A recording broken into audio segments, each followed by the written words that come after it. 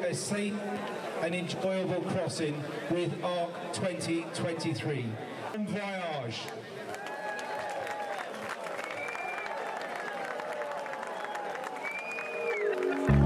Otta enää susta hokaa jo. On a start morning, we were the very first boat to leave the docks. Instead of testing some new gear as planned, we ended up goofing around, going swimming, and somehow managed to be late at the start line. ARC start is always a spectacular scene, but I didn't film anything, and maybe it's better that way, as our start was nothing you would want to write home about.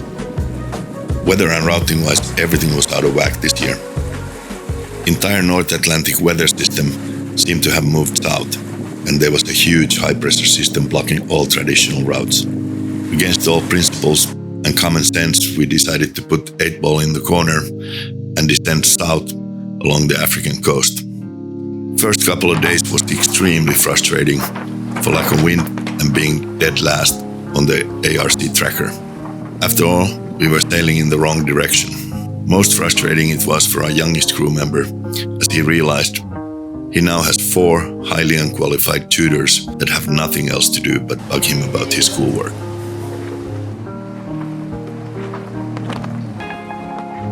Somewhere along the coast of Western Sahara, Royal Moroccan Navy came out to see what the heck we are doing there.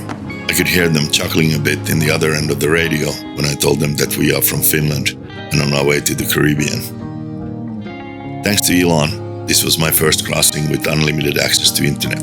I can assure you, the overload of information doesn't make it any easier.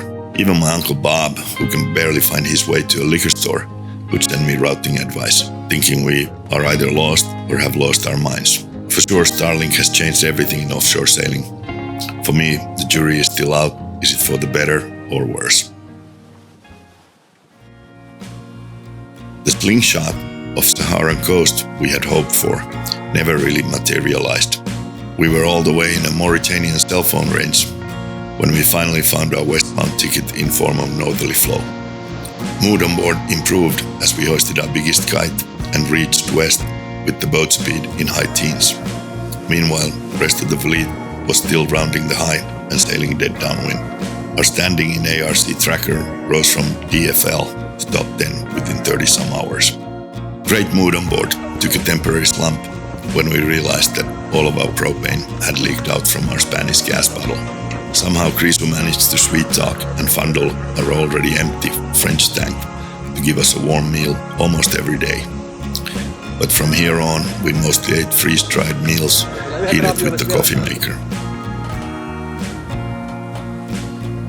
On a side note, we took the microwave off the boat in Portugal. This might have been my idea. I'm sorry, boys.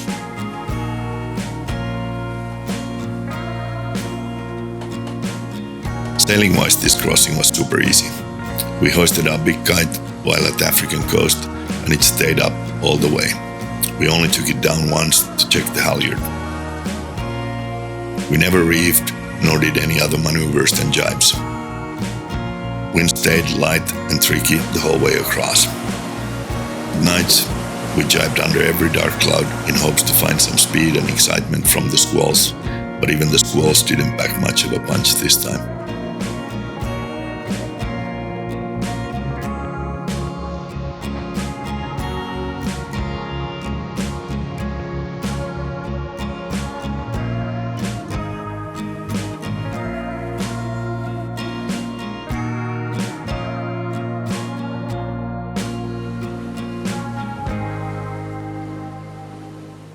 We crossed the finish line just shy of 14 days. Our friend Regis Guillemot finished a good day ahead of us on a sister ship, Tiama. It turned out that we were the only multi-hull that didn't use the engine, and we took the multi-hull's line honors and came second in the multi-hull class. Overall, it was a fantastic trip with good friends on a spectacular boat. I just can't help but wonder if November is too early to cross these days.